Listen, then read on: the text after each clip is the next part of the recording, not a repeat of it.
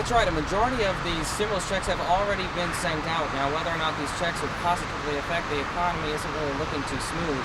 And many argue that these checks are going right back into their gas tanks. The head of New Haven's Detective Bureau told reporters that there's nothing concrete, but one theory they are pursuing is that gang members are uniting here in New Haven and shooting out their rivals. Currently, there's been 76 fatal and non-fatal shootings here in New Haven, and a mother was killed early Sunday morning feeding cats. She lived on Winthrop Avenue. This victim is 53-year-old Antoinette Joyner. Police are asking any witnesses to come forward. Joyner lived on Winthrop Avenue, a scene of many shootings that have occurred in the past 10 days.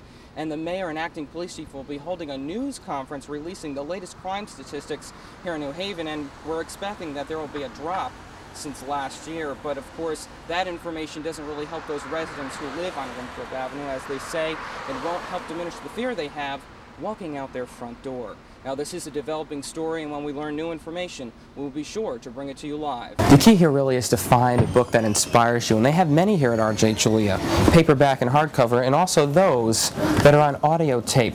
But the true challenge that business owners like Roxanne face is that everything is going to the internet. Websites like Amazon.com are in competition with small bookstores like this one. Students are being fed foods like these, a 4-ounce of juice and a whole lot of chicken, and they're tired of it, so they're turning to snacks like these. Local and state officials are looking to make provisions to this law so that drivers can better understand that text messaging is illegal here in Connecticut. Now, those provisions have not been set yet as to when they will be made. If you must make a call, get a hands-free voice-activated device or pull over. Reporting for QNN at the state capitol in Hartford, I'm Eric Tercio. Both the police chief of the New Haven Police Department and the mayor of City Hall were unavailable to speak with Q30 News to comment on gangs uniting here in New Haven. The New Haven Family Alliance is trying to do the best that they can, but they can only go so far. And they really want City Hall officials to participate in this relationship to better educate these young people in New Haven in order to help create a community sense and to stop this violence. Reporting in New Haven, I'm Eric Tercio, Q30 News. The New Haven Family Alliance is a place for many inner-city kids to come together in order to change their lives and keep away from the dangers on the streets caused by gangs. Tyrone Weston is a supervisor at the New Haven Family Alliance, but most importantly, a former gang member who shares a powerful message about the effects of gangs and his daily struggle. Now, his job is to pull young people off the streets and out of the way from flying bullets. Well, I had 2 family members that were that lost their lives to gun violence. You know, I lived in the city all my life. And I just felt like I had to come back into the community because I was once a part of, you know, a lot of the things that's going on in the streets before I got my life in order. Tyrone says there's not enough positive activity happening in the communities where these kids live, which is one of the many challenges. There is nothing in this city for kids to do, you know what I mean? So it's like the streets is that opportunity. And the streets make it seem like it's fun, you know, until it turns dangerous. Ed seems to be the place of choice right now where they're going, you know, maybe because of the structure of school and things of that nature, which is a whole nother subject. You know, we have to make learning fun again and get creative because it's a different group of kids. But a lot of the kids, you know, gravitate towards adult ed because they feel they have their own freedom. I'm gonna go, I'm not gonna go. And, you know, we have to make them understand how important that is to go get your education so that you can reach that higher quality of life. What we really try to do is like put a board together just to, because we use this as presentations when we go to the schools, and most of the kids, they recognize these guys that's up here on the board, so it's like an attention grabber. Right. And what we really want to point out is we don't want to see any more kids put up on this board. Right. Now, are all of these kids that are on this board, were they in any way involved in gangs, or was it just like random acts of violence that ended? Some were definitely a part of the street life, definitely.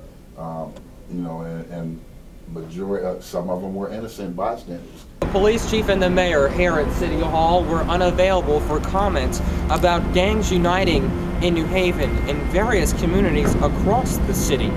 Now, I was told by a New Haven police officer that They're not being labeled as gangs per se, but as packs, small groups that create these random acts of violence. However, the New Haven Family Alliance says that that's just not the case, and the city needs to realize that there are gangs here in New Haven, and they're causing trouble. Gangs, you know, these guys are running tight. They move together. They wear the same colors. They, you know, you're a gang, no matter how you want to look at it. You know, and I know we know these kids. And these kids are not calling themselves a group. They're gangs.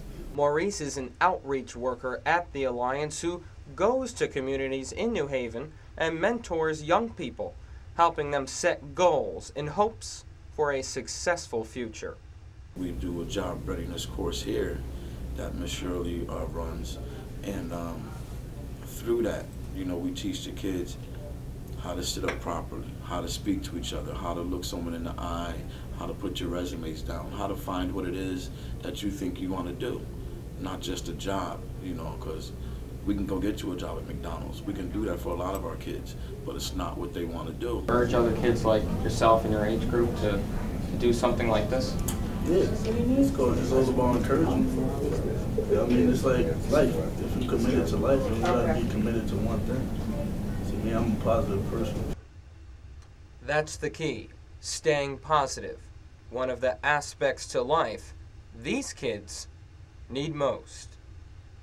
Eric Tercio, Q30 News. Text messaging while driving is very dangerous and illegal here in Connecticut. State law prohibits electronic messages behind the wheel.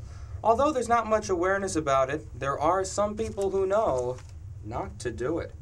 Reading while you're on a road, you're not supposed to read. You can't keep your eyes on the road. You're not focused. And frankly, people here are bad enough at driving where they don't need other distractions. I think it's pretty dangerous because even if you're really good at text messaging, I'm pretty sure you have to look down every once in a while. And any second you take your eyes off the road is a danger to others. In Connecticut, the only way you can use a cell phone is hands-free, not touching it. By touching it or text messaging, you're actually violating the state law. Generally, what I would like to see done for text messaging particularly is for the penalties to be increased. Redefinition or clarification of the cell phone ban is necessary to deal with text messaging. I think the general understanding of the legislature is that that text messaging is currently covered under the law because it does involve the use of a cell phone. Local and state officials are looking to make provisions to this law so that drivers can better understand that text messaging is illegal here in Connecticut. Now, those provisions have not been set yet as to when they will be made. If you must make a call, get a hands-free voice-activated device or pull over. Reporting for QNN at the state capitol in Hartford, I'm Eric Tercio. People in Meriden are cleaning up after some heavy thunderstorms, and firefighters are trying to determine if lightning damaged two houses. Nobody was home at the house on Washington Avenue, but neighbors are pretty sure lightning hit the house. Officials say the house is unlivable right now. A house on Carter Street was also damaged. There was smoke inside the house, but no fire. No one was hurt in either home. And an undercover prostitution sting in New Haven last night where police arrested more than a dozen people. They're putting those suspects on public display, releasing the photos of the men arrested during the uncover operation at the corner of Blotchley Avenue and Chapel Street. The chief is considering putting the suspects' photos on the city's website or paying for ad space to publish them in newspapers. New Haven police are investigating an early morning shooting. It happened at James Street and Saltonstall Avenue. One victim went to the hospital. No word on the extent of his injuries or what led to the shooting. And a former pastor who stole from his Darien church is allowed to postpone his prison sentence again. According to the Stamford Advocate, the Reverend Michael Judd Fay will now start serving his 3-year sentence in August. Fay had been scheduled to surrender today, but requested a delay to allow the Bureau of Prisons more time to find out if they can give him a new cancer drug for his prostate cancer. And the Hanbin Hills Cemetery is subject of many complaints from nearby residents whose loved ones are buried there. They say the graveyard has been poorly maintained and something needs to be done about it. Now the town of Handon is stepping in and taking action. Q30's Derek McLeod has the details now.